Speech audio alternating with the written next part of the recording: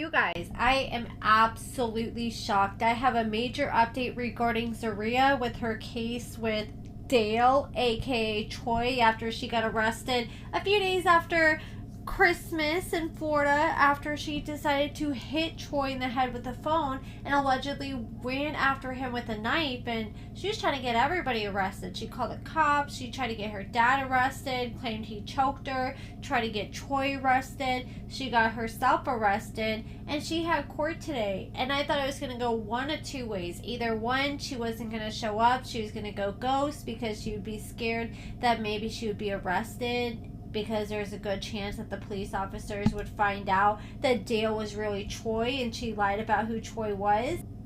I thought for sure she was just going to miss court and just hope that they would not extradite her if she ever was to be arrested.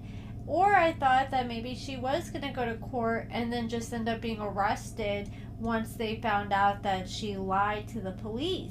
Well, she ends up going to court, and neither one of those two things happened. So she goes in front of the judge, and the judge decided to dismiss her battery and aggravated assault charges. They did not explain why they decided to dismiss the case, and shout out to Sarcasm because they did get this exclusive tea.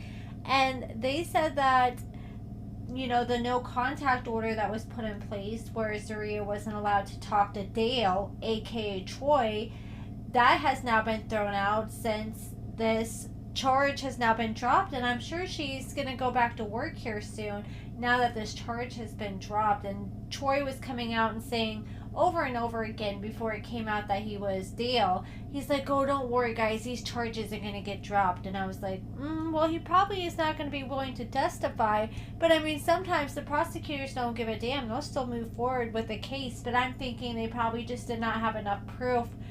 People, like I said, you know, Troy probably didn't want to testify, the father probably didn't want to testify, so they probably didn't have no witnesses willing to testify against Zeruiah.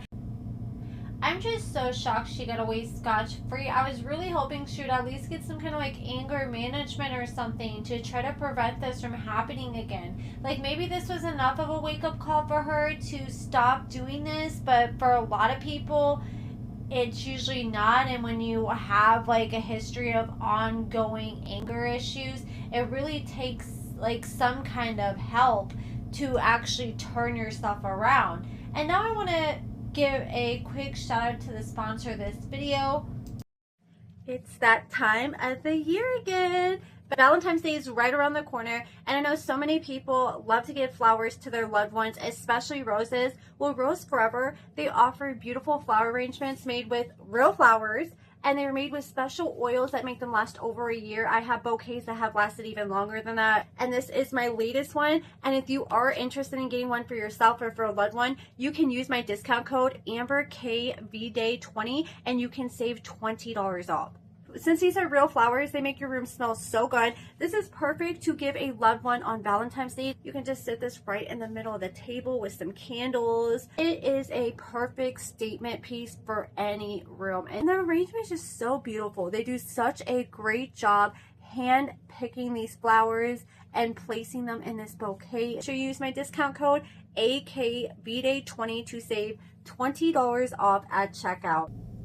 Now I want to talk about a few other Love After Lockup updates. First, regarding Titus's cousin Jamal. So we were introduced to him in the very first episode of this season, and he's the one that came over to Monique's new place to decide to set up cameras so Titus can watch Monique 24/7, and he revealed that he had just got out of prison himself. He has been arrested a lot of times in the past for drug trafficking, possessing criminal tools, and he, like I said, was only out of prison. He's only been out of prison for less than a year, and he is already a wanted fugitive again. So shout out to Mary Pan. She's the one that spilled this tea. I'm not sure what exactly he's a wanted fugitive for, but if I learn anything else, I'll be sure to let you guys know. Next, Bianca recently had her baby shower.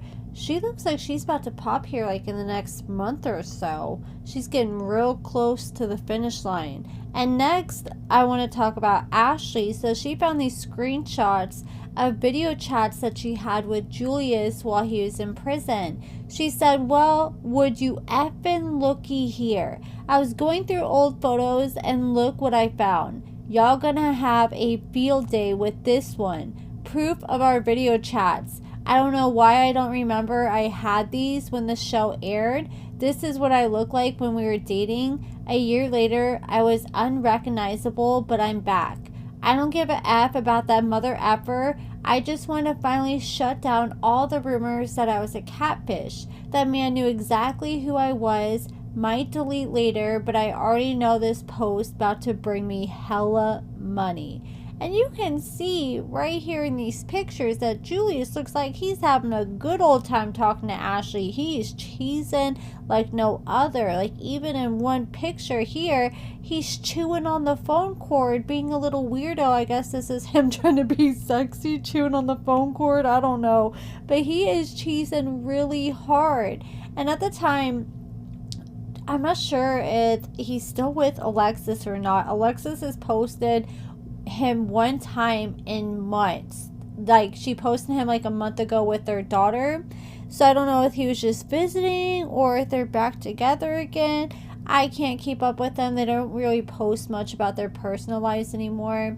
But Ashley, she just finally brought her daughter home from the hospital. I thought she gave birth to her daughter a month early. She ended up giving birth to her daughter 3 months early. So her daughter had to stay in the hospital for a while, and Ashley was having to like stay in this separate room in the hospital with her daughter.